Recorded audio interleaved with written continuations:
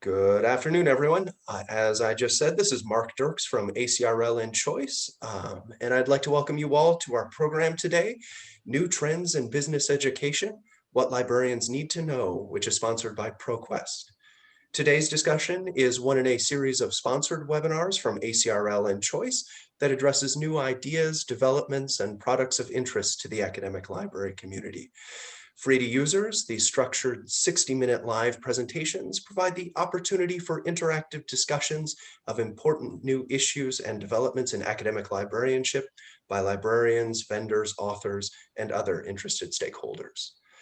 Before we get started, I would just take a second to point out a few features of the webinar software. For all of you enjoying the presentation today, please know that you're automatically muted and your cameras are disabled. So don't worry about generating noise or feedback or anything like that. We've got that taken care of for you.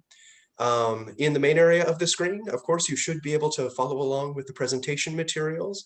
And today we are using the Q&A feature, which allows you to see each other's questions and to click the little like there. If you'd like to second a question or to upvote it, please, as your questions come to you, please drop them in that Q&A module. At the end of the presentation, we'll take some time to answer as many as we can get to. If we're not able to get to your question because of time constraints, we apologize.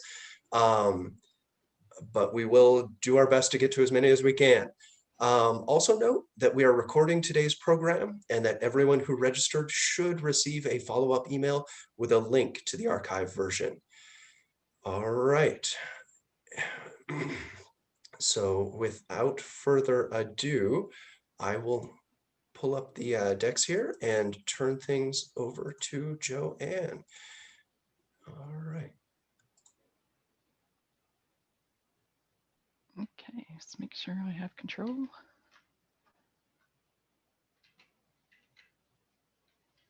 So,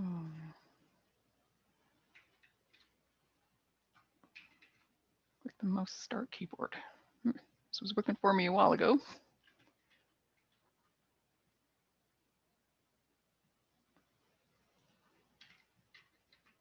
There we go. Sorry about that. Okay, so thank you everybody for joining us today. We're really thrilled and excited to have you here. I'd really like to thank Mark and Sabrina for having us and for coordinating everything for us. I'm going to be presenting the results of some research that we've been doing primarily with business librarians, but also users of our products. Then I'm going to pass it over to Elliot. He's going to talk about AACSB. Because I can never give up an opportunity to collect more data, there are going to be 4 poll questions throughout this, scattered throughout this. They shouldn't be very long. I hope you're able to help us out and provide some data for us, because I really think it will give us an opportunity to let you either refute or confirm some of the information that we're providing, some of the data that we're providing, as well as giving us some food for thought as we're continuing to enhance our database discovery products for our users. So there are basically 2 different sources of data I'm presenting. First is a survey that we had with business librarians in September. This was something that we launched via an email list to about 2,200 people. We promoted it via a social. I did a post on the BizLib listserv, and we got about 89 responses.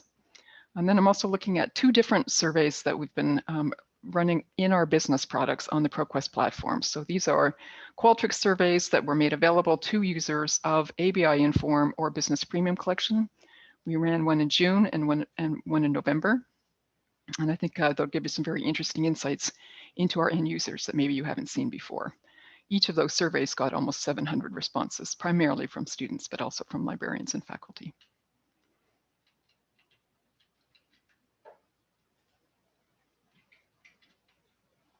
I'm still having trouble.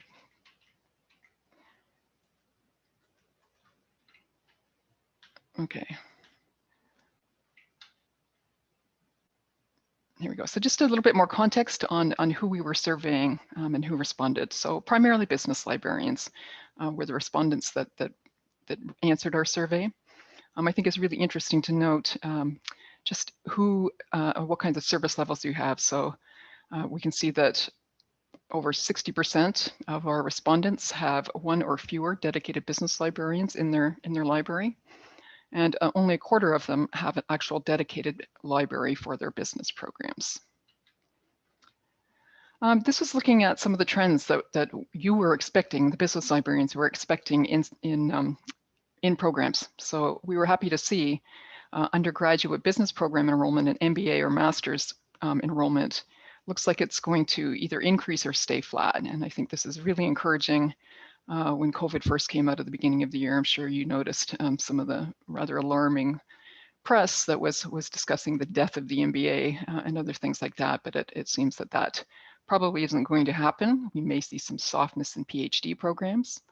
We're really interested in this point here about students taking business courses from other programs. We think there's a real kind of challenge and opportunity for ProQuest as a service provider there, and really understanding the needs and potentially the fact that they may not be as capable searchers. They may not have gone through some of the training that you're providing to your business program students. Huge increase in the number of permanent online business courses that looks like it's going to happen as a result of COVID-19, with a corresponding increase in the use of the library's online resources. So the conclusion we draw from that kind of question is that we're really seeing continued demand for the business programs, but that there is going to be a shift to online, and that's changing the way we're thinking about some of our products.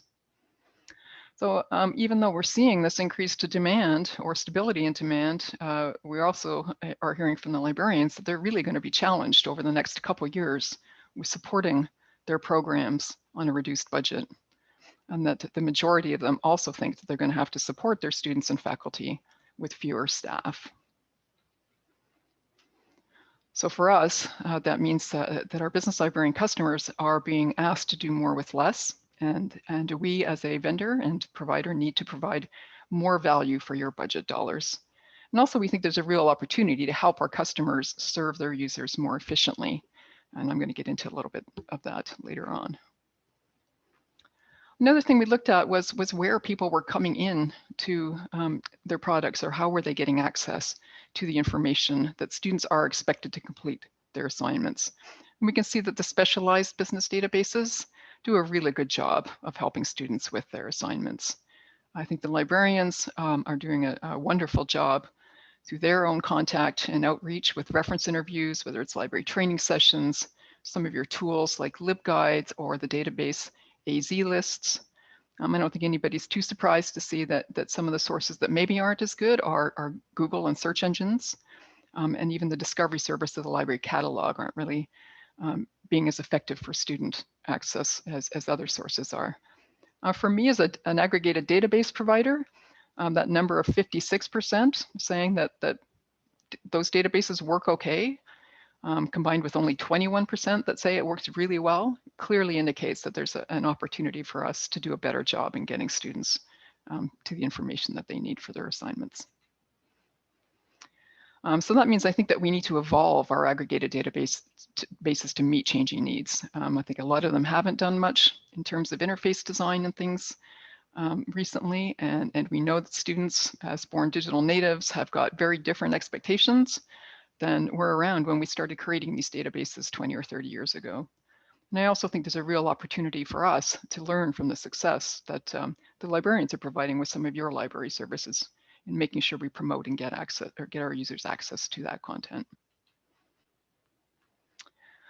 This is the first result from, oh, sorry, actually this is our first poll question. So our question to you here is a new approach to aggregated databases needed to support today's business students? And do you strongly agree, kind of agree, or disagree? I'll give you 30 seconds or so to answer that.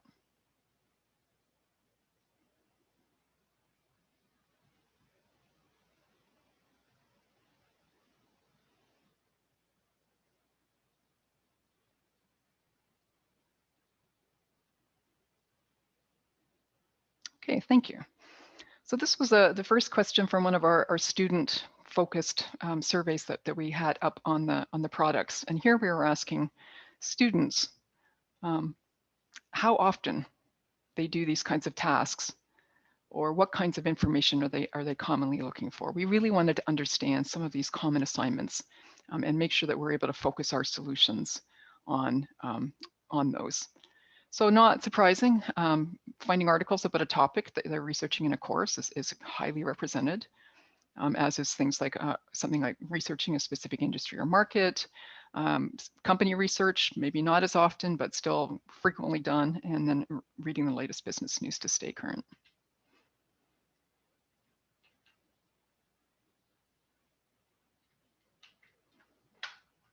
Come on.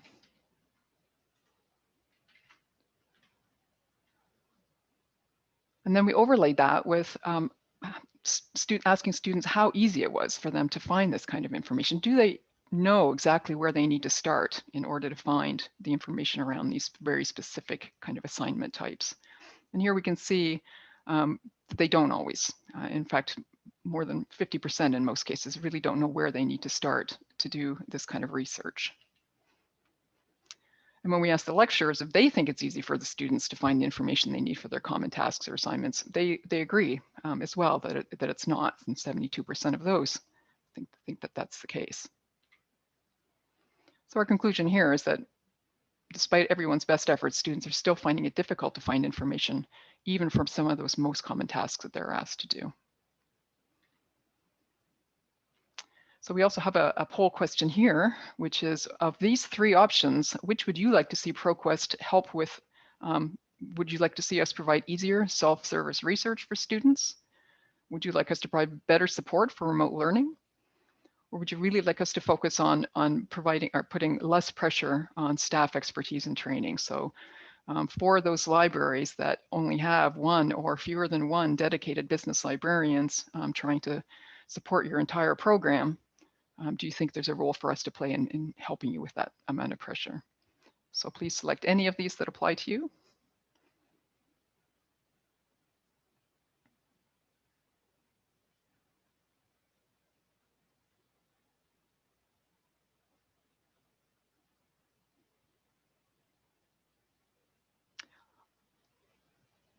Here are the results. I'm just going to ask Nate to answer, or Mark to answer one question on this. There's a question around the purpose of live polling. How many people are being asked on this event? If you know, you could just let us know, Mark. I'm not 100% sure right now, because we got the decks up, so that makes that a little difficult to see. It looks like around 243 people responded. Great, thank you. Thank you. No problem. I'm kind of continuing on with the same theme. I wanted some librarians to give me some insights into what they think about business research, the ability of students to do business research. And you can see overwhelmingly, they agree that it's really important for students to be aware of a wide range of information sources for their assignments. Almost as important that they're aware of those for their future employment success. And 75% think it's important for them to understand search strategies for their future employment success.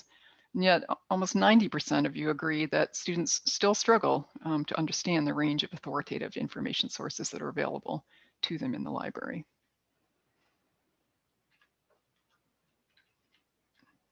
So our conclusion here is, again, that we need to make it easier for students to find and use their library resources. With the situation with COVID, we were asking our students, faculty and librarians responding to a survey on the ProQuest platform of, due to COVID-19, with students spending less time on campus, is it important, more important now than ever, that they learn and have access to intuitive self-service databases that gives them that ability to learn independently? And here we see that only 2% of people disagree that is not really a problem in our COVID world. So here's our next poll. On this question is, assuming that you are relying more on your aggregated business databases since COVID-19, how well do you think they are serving your remote students? Is it very well? Is it just okay? Is it not very well? Or are you really not too sure?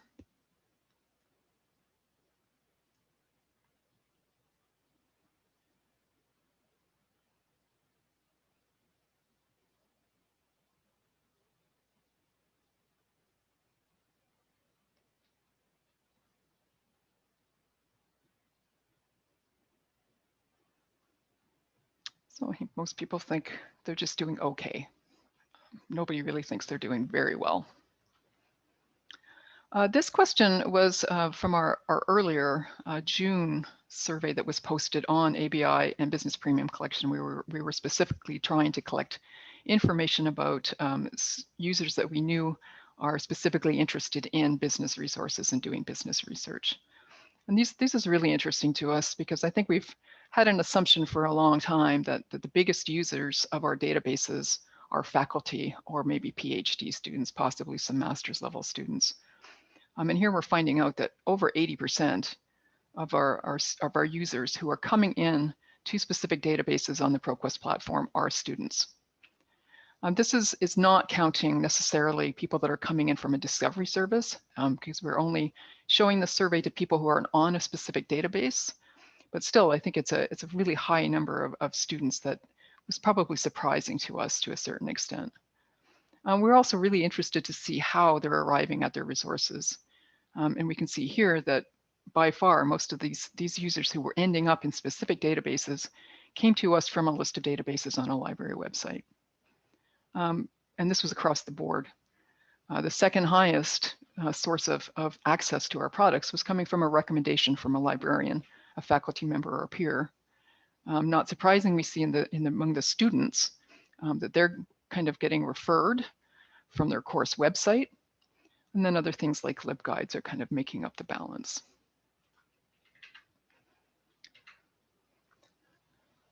So for us, this is kind of suggesting that we really have to focus on improving undergraduate, probably the MBA experience. But even though the faculty researcher is maybe not the volume of researcher who's ending up in our products in any given day, we do know that those are our power researchers. They spend longer time in the products, they retrieve more documents, and they certainly run a lot more searches. So we're looking to really improve that student experience, but not sacrifice the faculty research. This is a very standard kind of question that we ask students quite frequently, just to understand, especially within an aggregated database like ABI, which again has kind of a tradition of aggregating a lot of primarily traditional periodical kinds of sources. What types of information do they use regularly for their courses? We use this to make sure that we're continuing to license the right kinds of content and get that to them in a way that is useful to them. So there's nothing too surprising there, but this one overlays, again, the student response with what lecturers report that they recommend students regularly use. So some things that I think were surprising or interesting to us here is we know everybody uses scholarly journals, but here we're saying that the students actually use them possibly even more than the lecturers recommend them. And also some of these other scholarly sources, and these include dissertations, working papers, and conference proceedings. Again, we always think that those are something that are being used primarily by faculty or maybe PhD students, when actually it's probably the case that students are looking at them more often than we think they are. Then when we get down to some of these other sources, it's kind of concerning because we see where the faculty, for example, are recommending that students go in and follow the news on a regular basis. We're not getting students doing that. We're seeing that they're looking at asking them to use video, but the students aren't doing it regularly. And even something like company reports, where we know it's a kind of research task that they're performing on a regular basis. They're saying that they're not doing it as regularly as the faculty recommend they do. So again, we think we have some real opportunities to improve some of that access.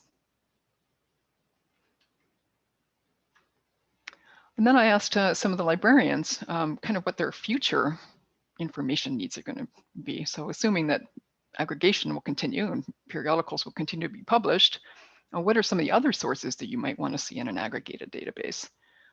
Overwhelmingly, we're still seeing a huge need for kind of market research sources, country, company, and industry reports, as well as data sets and case studies. It's very typical for business research. Video is something we just keep hearing about it, even though we see from our surveys and even our usage reports that the video doesn't get used very much.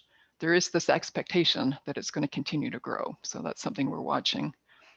Other forms of video like simulations are something that might be very interesting to help with student outcomes, learning outcomes. And then things like OERs, where we know that the librarians and the faculty are looking to help students save money and not have to spend as much on textbooks and other materials. And kind of another data point that goes with this is around 57% of full text retrievals of ProQuest business products are scholarly journal results, which means that a lot of the other types of sources that are available in these resources are really being highly used, even though I think we could do a much better job of surfacing those to our students. This is a huge difference against some of our other disciplines with aggregated products, such as social sciences or sci-tech or health, where we see 80 to 90% of our uses of the scholarly journals. So here, this just means we need to look beyond the traditional periodical publisher and really understand the information needs that are coming up for students and faculty. So this is our last polling question, and this is, do you value aggregators as a way to provide access to more than journals for your budget? Yes, a lot, somewhat, or not really. Somebody's asked a question of what is the definition of an aggregated business database. I would describe that as something like ProQuest or EBSCO, even LexisNexis to a certain extent, Factiva, basically those sources that license and bring together a wide range of content sources, make them available to you to provide to your patrons and for them to search and research. That's different from a specialized database, which I look at as something like Emergent or a Bloomberg, something that has a very specific research application that you might be sending your students to. I hope that helps. So yes, basically a lot or somewhat is the answer to that question of whether you value aggregators as a way to provide access to more than journals for your budget. So these are some of the takeaways that we have from our research as we really need to continue investing in a growing discipline. We think there's a huge opportunity to help our library customers get better value for their investment in these aggregated business resources. So that's continuing to offer diverse content alongside periodicals, but then also looking at ways to expand that to include some non-traditional source types that you may be looking to provide with your library and finding budget for. We also think that there's a real opportunity to help librarians save time by helping them make that student experience more make it simpler and more self-sufficient. I think that just gives you time to spend helping other faculty and users with much more complex queries. I do monitor the biz listserv. I see some of the queries that come in. And I think really if we can get them to the very simple, straightforward things, that should help you save time helping those users. And then looking beyond this kind of information is what can we do to support more than just research? How can we understand curriculum standards better? We're working on something, LTI integration with learning management systems to make it easier for faculty to find and then embed content from these products into their LMSs. And then I really think there's an opportunity for us to really understand and do a better job of supporting learning outcomes. So with that, I'm really excited to announce that we're launching our brand new business resource called ProQuest One Business. It's just become available today. That's very good timing. This is a whole new vision for aggregation for us. It's really designed to be simple, visual, and really focused on task completion. But again, it still has all of the content that you expect and get from ProQuest today, and all of the advanced search functionality and things that our advanced users and our faculty have come to expect. With that, I'll just follow up with one last data point. And again, this is kind of a more future look towards what we'd like to do. So we really wanted to understand, besides research, what else are you really working on? And we're hearing that an overwhelming number of you are actively partnering with your business school to really help prove the program's value by enabling student success and learning outcomes, and possibly even helping improve employability. You're also actively partnering with your business instructors to help students save money by using your library holdings to reduce or to replace costs like course packs or textbooks. And then we're also hearing that the library actively partners with the business school or the business department to gain accreditation or follow curriculum standards. And for us, that means, I think librarians, organizations like AACSB and ProQuest all have similar goals to really help improve those student outcomes. And with that, I'm happy to turn over to Elliot, who's going to talk to you about AACSB. Thanks, Jo-Anne. And Mark, if you could just pull up the deck. So first off, let me echo Jo-Anne's thanks for Mark and Sabrina for inviting me to speak. We don't get to spend a lot of time talking with people outside of the business school proper. So typically the deans and administrators and some of the faculty members. So talking with Jo-Anne and learning a bit about what librarians are up to and their role in helping the business school to achieve some of their goals, such as the student impact, faculty research. That was just very interesting for us and for my team here. So it's a pleasure to talk about this. So just real quick, my name is Elliot Davis, and I am a researcher with AACSB. Let's see, do I have X? Yes, okay. And I'm going to be speaking a bit about the future for business education, and specifically how we think that some business school libraries may have a significant influence on that, and be able to help the business school to achieve their goals. And I'm also going to be speaking a bit about the impact that we've seen COVID-19 have on schools more broadly. So in terms of their impact on enrollment and the way they're delivering education. So just throw out a little question. And I was curious how many of you were familiar with AACSB. Sometimes we find reaching certain audiences a bit difficult in terms of letting them know about the value of AACSB accreditation and membership. So AACSB, if you're not too familiar, is the world's largest network of business education providers and businesses. And our goal is to connect business schools together to help improve that business education, because we believe that business education can help enable leaders to go forward and have a positive impact on society, because business can be a force for good. And as business educators, we have an important role to play in producing the next wave of leaders. So our mission is to foster engagement, accelerate innovation, and to amplify the impact of business educators, with the more long-term vision of transforming business education for global prosperity. So a heavy emphasis on societal impacts in our mission and vision, because again, we think that business can be a force for good, and business schools have an important role to play in that. Our network is fairly large. We have 1,700 member organizations, and of those, 840 have achieved the business school accreditation, which is a fairly prestigious designation that about 5% of the schools in the world have achieved. Our network also contains a bit over 3 million students and 10,000 faculty. So now just to get into some of the numbers here, I want to share a few figures in terms of the way COVID has impacted schools, because that seems pretty relevant right now, and thought you all might be interested in hearing about that. So we've been doing a number of surveys throughout this period, beginning about March. And we did a survey in May, and that survey went out to business school deans, and we found that in May, schools were preparing to deliver a hybrid approach for their next terms. So not just fully online, but probably a hybrid. So some students in the office or on campus and some at home. And only 11% of schools in May planned on delivering their education entirely online. So we did another survey, and we did the survey running from July through September as terms were beginning to start. And we found, I was going to throw in a poll here, apologies. We were interested in seeing how your schools were currently delivering their education, so we can compare that to the total. So we asked schools from July through September how they were currently delivering their education for courses that had prior been fully face-to-face.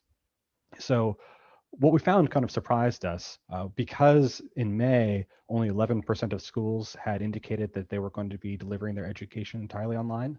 There was a significant change, obviously, because as you'll see here, it ended up being significantly more schools went entirely online as lockdowns and such became more and more prevalent, and it just became more typical to have that online only offering.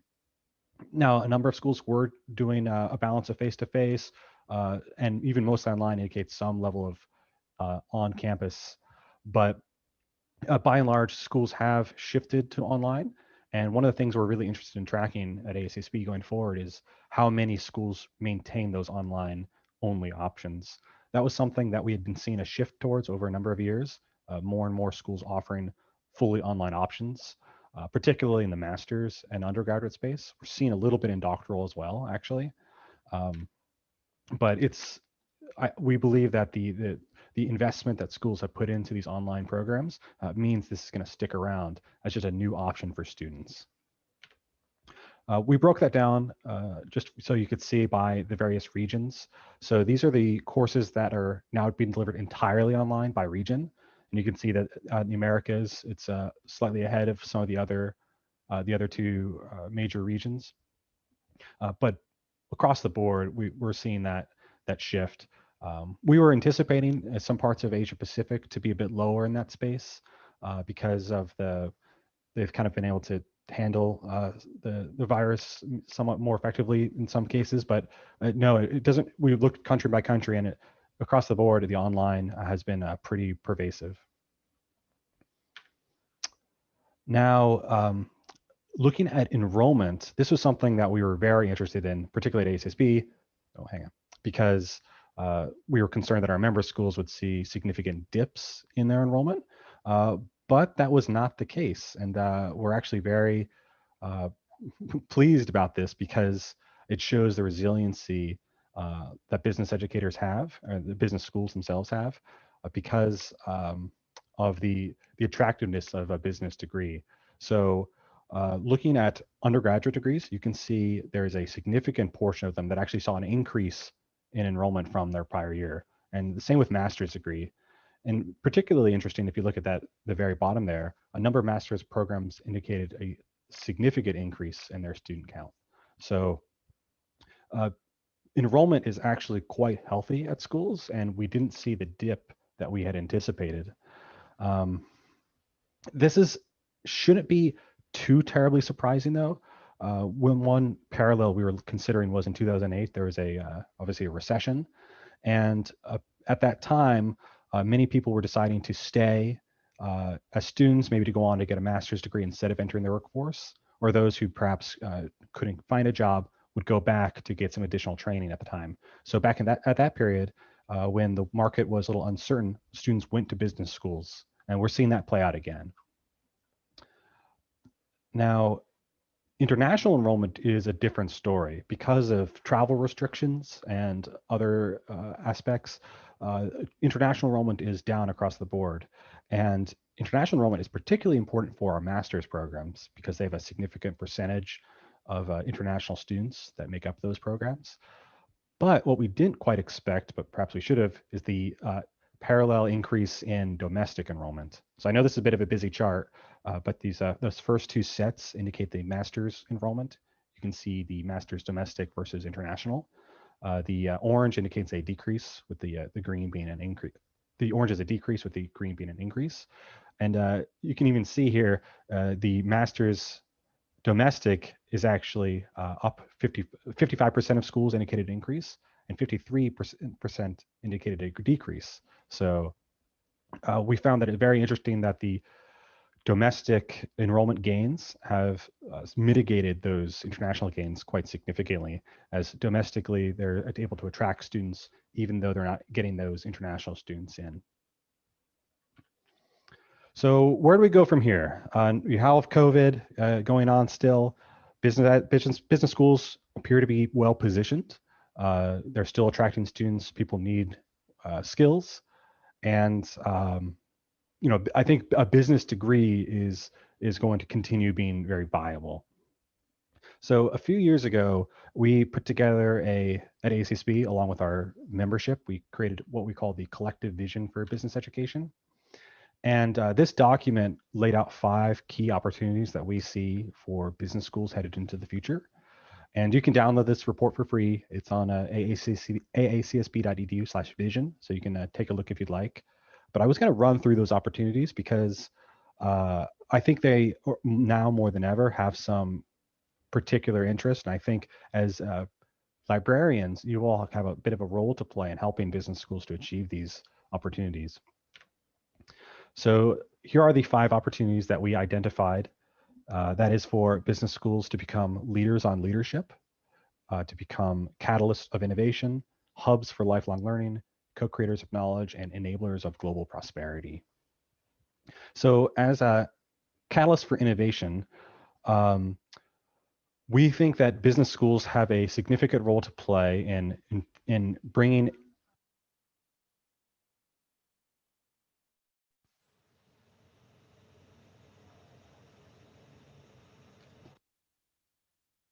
sorry about that, my headset cut out. We think that business schools have a significant role to play in becoming in innovation, and this opportunity is to drive forward economic development around the world by broadening and deepening support for innovation and new business creation.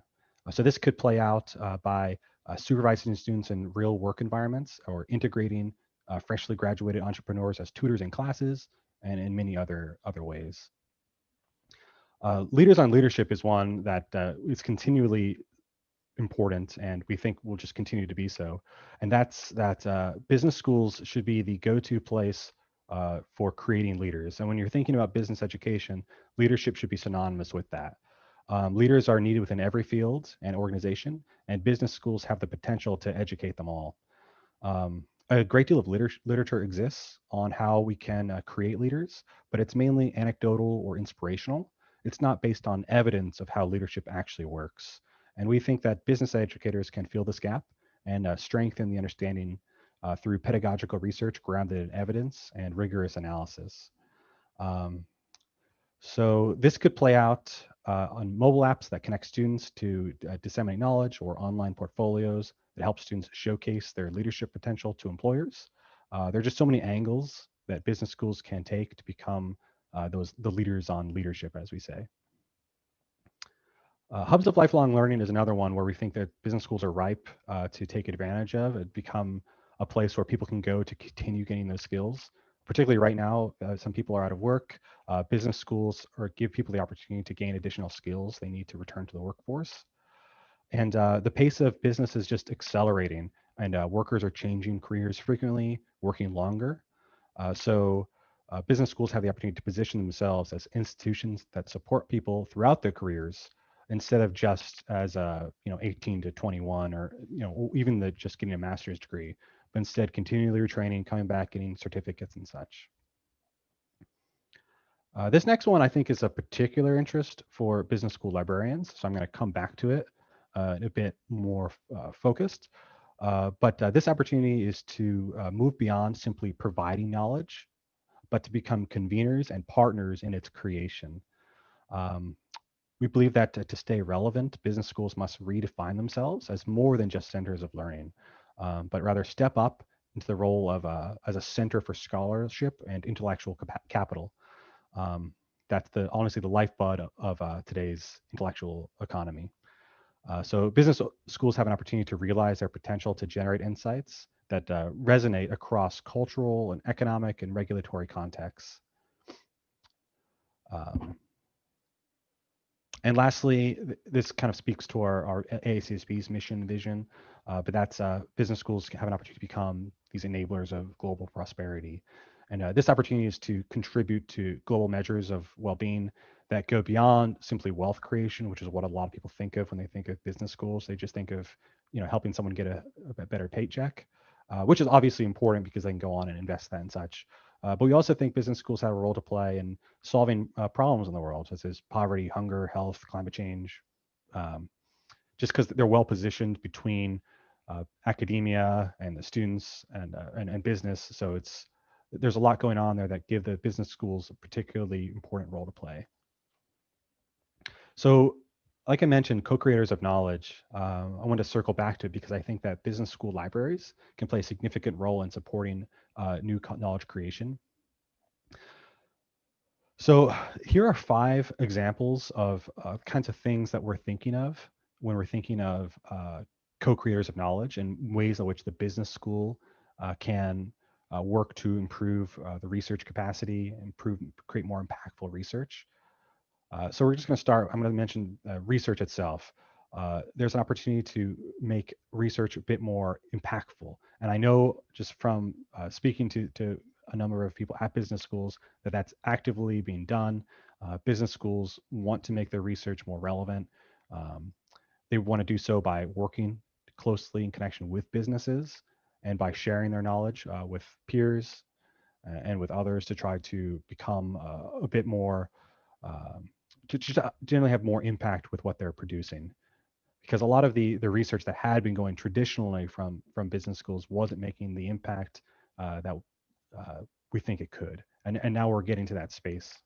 And as librarians, being the having the keys to really help produce this research to help faculty and students, we think there's a good opportunity there. As far as curriculum goes, business schools are doing a number of things that we think are quite important and have some good opportunities for producing additional knowledge. So one thing that we're seeing a lot of is co-teaching. So taking a faculty member from different disciplines, putting them together to co-teach a course. Obviously, experiential learning we talk a lot about. Learning, getting more hands-on education, externships and projects that are go beyond the standard capstone. All of these kinds of things help students to create a more well-rounded understanding of what's going on, and so they can go out and have a better impact, and and just generally have lead to better outcomes for the students. Upskilling I mentioned a bit earlier, but right now that's particularly important. Upskilling gives those people who are maybe out of work or even at their current position wanting to improve. Business schools are now providing quite a few opportunities for them through modules and certificates. Mobile learning is enormous right now. I didn't include the data point, but we've seen a number of schools that previously weren't interested in mobile learning now jumping on the train and starting to offer education through mobile platforms. And it's not just with mobile learning, we're not just talking about uh, you're using your phone to access your documents and things. You're not just logging into Blackboard through your phone, but it's a mobile first design. So it's you're creating your educational experience with the intent to have it on the phone. So that includes more tactile engagement, smaller bite-sized learning. So instead of sitting down for a 2-hour lecture, 3-hour lecture, you're getting incremental boosts of education, little 15 minutes, so you can actually engage with your content on the train, or whenever it makes sense for you as a learner. And the last one here is on degree programs. We're seeing more and more business schools providing these joint degree offerings where they're either working within their school or another area within their school to provide a more nuanced type of degree. So one that blends multiple elements. We're also seeing market-oriented specializations where they're finding something either within their community or some need, something more niche, and producing a specialized master's degree or even undergraduate degree that targets that area specifically. And we're seeing a lot of that resonate with employers. Oh, into expertise sharing as well. This one here is just focused on the impact that business schools can have on by sharing out what they're learning, by being mentors or doing consulting. Obviously, advisory boards are huge. So these are all opportunities that business schools have to share out what they're learning in a more comprehensive way. So now how do we get there? How do we do all of that? I think libraries have a significant role to play in that in terms of being the bridge between the faculty and the students and the research. I also think that the libraries can help kind of engage the students and the faculty together with these ideas. And generally, I think that they're going to be very well positioned going forward to have an impact on bringing these business schools forward to achieve these different opportunities. So I'm going to pause there, and I think we have about 15 minutes to answer some questions.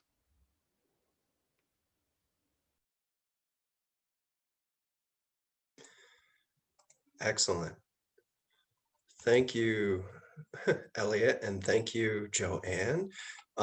This is Mark from ACRL in Choice. And I'm going to take a look at our Q&A list here and just see what we've got.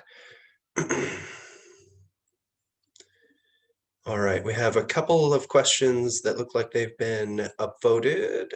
Just sort of a comment here from Heather, noting that we still need to work on marketing our resources. Many times faculty and students are not aware of what they have already there for them to use.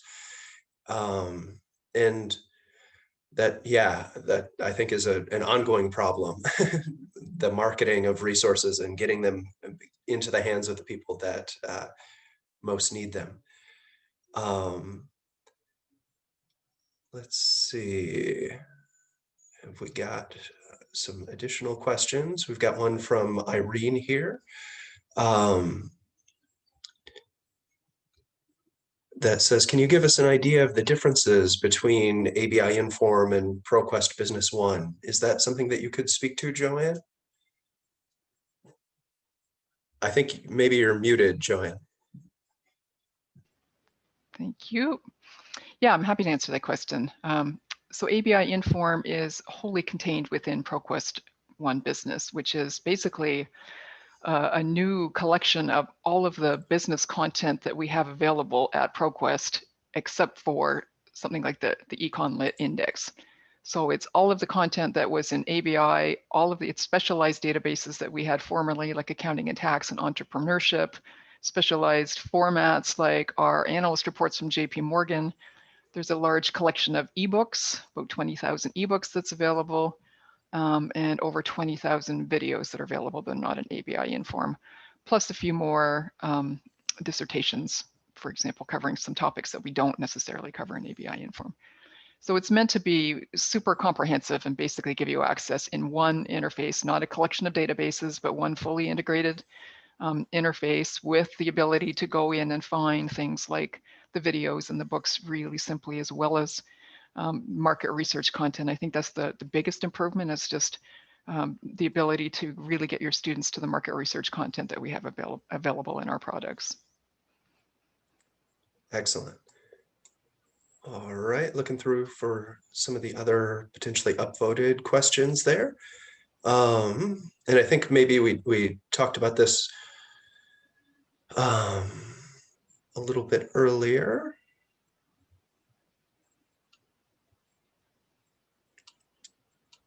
So we've got a question here from Laura, and I think maybe this one can go to you, Elliot.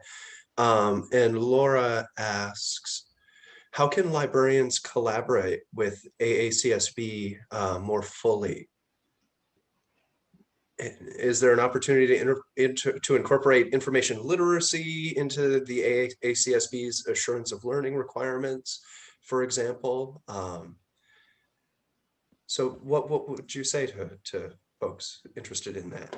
Right, it's a really interesting concept as far as the literacy and the right. Research is a part of the accreditation standards, and I think the integration with libraries is something that I don't believe we've honestly considered too thoroughly, just because it's in some cases the libraries are controlled by the university as opposed to the business school itself, and we typically focus on the aspects held within the purview specifically of the business school. But even still, I think you're right that there is a role to play there in terms of helping the business school to achieve those goals as outlined in the standards. I'll need to think a bit about the integration between the standards and how librarians can play a role in that. I would think, though, that partnering with the accreditation liaison at the school first to kind of see how the school is, because so the standards themselves are quite contextual, and a school can achieve them in a way that fits their own situation. They're not very prescriptive. So I would imagine you'd partner with the accreditation liaison at your school and to just see how the library could fit in the way that which they are achieving the standard as outlined. So it'd be identifying that person and kind of talking to them, seeing what they need in terms of to show the research impact, and then coming up with a plan. Excellent, excellent.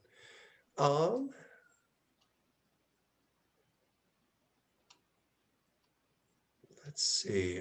We have a question here, maybe for you, Jo-Anne, from Robert, who says, would you ever consider a database of curated and indexed business data sets as a future product?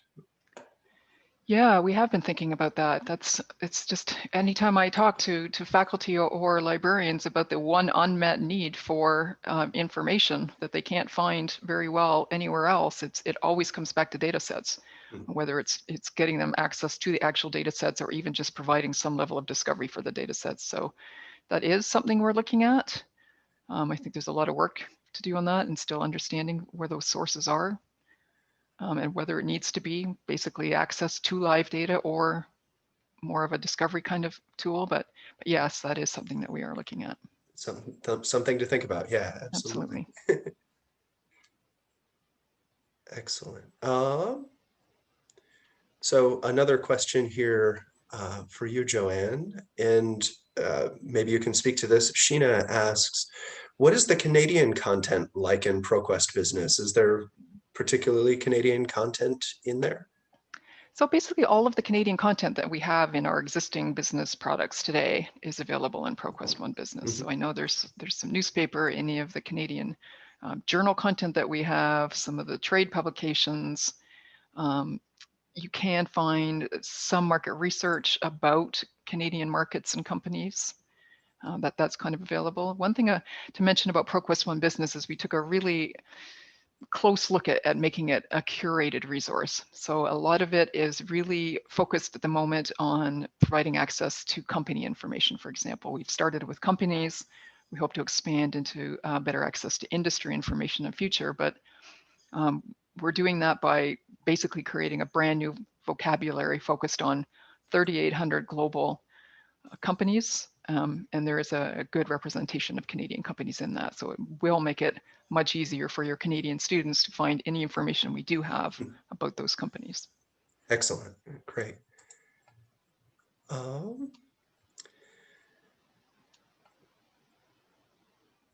So we have a question here, I think for you, Elliot, from Lou Marie. And Lou Marie says, will AACSB be sharing any of the pilot accreditation reports for schools that use the 2020 standards on their website, or perhaps a detailed report on the trends in the pilot schools? I'm very interested to see how schools are reporting social impact and incorporating the new storytelling focus. So could you talk about that a little bit? That's a really good question. I'm not sure if that's going to be on the website. We are looking forward to seeing those first schools that are going through their peer review team meeting under the 2020 standards. I imagine there'll be additional support for those. So if you wanted to see how other schools were handling some of those aspects, I imagine that would be available. We typically post content like that on our blog, so that's where we'd go. It's aacsb.edu/blog. So take a look at that. Right now, though, I don't know exactly when anything like that will be posted, but I imagine we would make something available to show how schools were responding to those new standards, because I think a lot of people will be asking for that. Are curious about it. Yeah, definitely. Great. All right.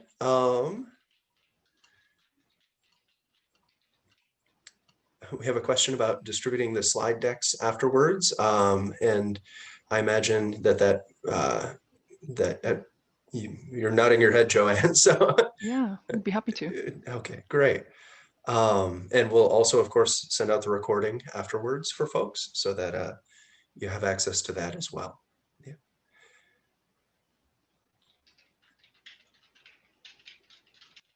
Okay. Just scanning through the questions here, since there are so many of them. And Jo-Anne and Elliot, if you see something in particular that you want to talk about, feel free to jump in there. So we have a question here from Alexandra that maybe is, again, for you, Elliot. Have you given this presentation or a similar presentation to business school admins, specifically the part where you say librarians can play a role in the co-creation of knowledge? Most librarians know that we can help and have an impact, but they struggle getting buy-in from business school admin and faculty. So is that something that you've tried to address or have talked with folks about at any point? So we definitely talk about co-creation of knowledge as an important factor, and then the role that many different groups can play in helping to make it more impactful. But no, as far as the library's role, that isn't something that I believe has been discussed. And now in the standards, the libraries are included as an important function.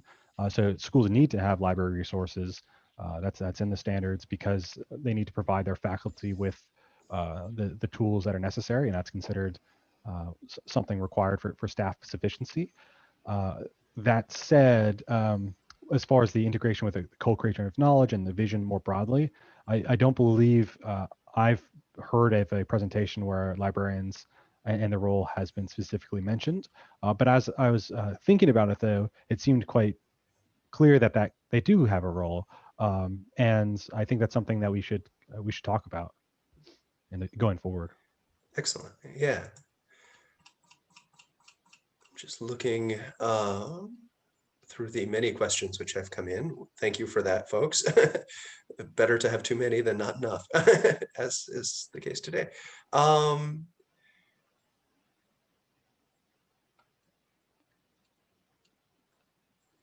Let's see. There's one I see that would be really easy to answer quickly. It's Sure. will ProQuest One have built-in chat tool for LinkedIn Librarians for Help? That is a feature on the ProQuest platform that you can enable. You can set it up to work with your chat. I have had some questions about whether we can set it up to be very specific and go to just the business reference people or the business library. That's not something we do, but yeah, if you want to contact me about it, it might be something we could look into. Excellent. And one more, maybe for you, Elliot, from Melissa. Melissa asks, how does the AACSB see the relevance of libraries and business databases to active businesses and business professionals?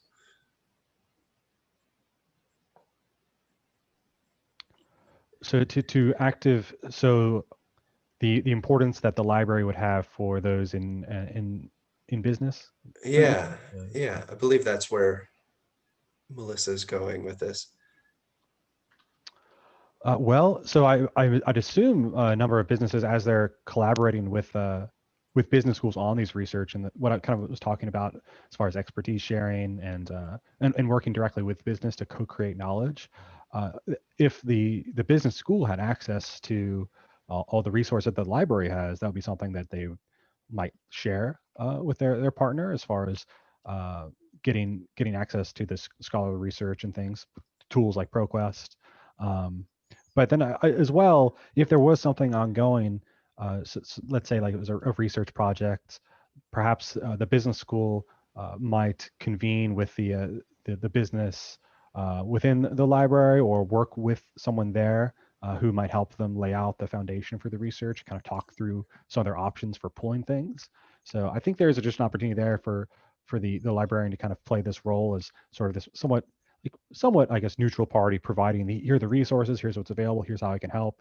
And then you have these two partners on the research itself, being the business and the business school, working towards the actual end product. Probably not dissimilar to a student-faculty relationship where the library is playing that role.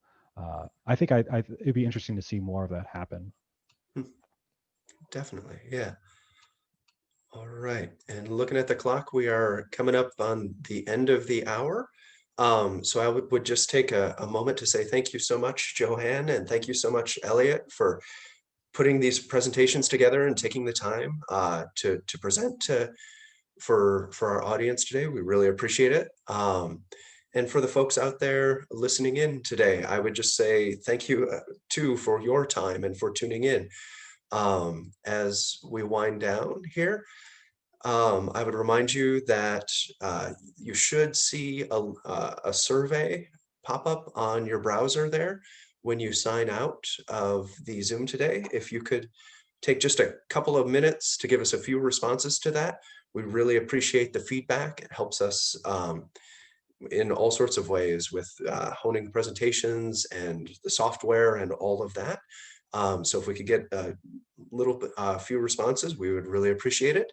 And please do be on the lookout for that follow-up email with the link to the recording that should be available to you within about 24 hours of the live event. So thanks everyone. We appreciate your time today, and we look forward to seeing you in the near future on another webinar. Thanks very much. Thanks, Mark. Thank you, Mark. Before we sign off, I just wanted to say, I saw there's a number of questions in the chat or in the Q&A about accreditation and things like that, some of which I just probably can't answer, as accreditation is a bit of its own animal, but feel free to email me and I'll try to get all those questions answered, because we're out of time. But you can email me at Elliot, ELLIOT, Davis, DAVIS, at AACSB.edu. And I'll get those questions answered. We'll talk to someone with accreditation and try to sort that out, because engaging with you all is pretty neat opportunity. I want to make sure we're hearing all of what your questions are and getting those answers. That's great. Thank you, Elliot. All right. And once again, thanks everybody out there. We will hope to see you again in the near future. All right. Bye-bye. Thank you. Thanks, Stay everybody. safe.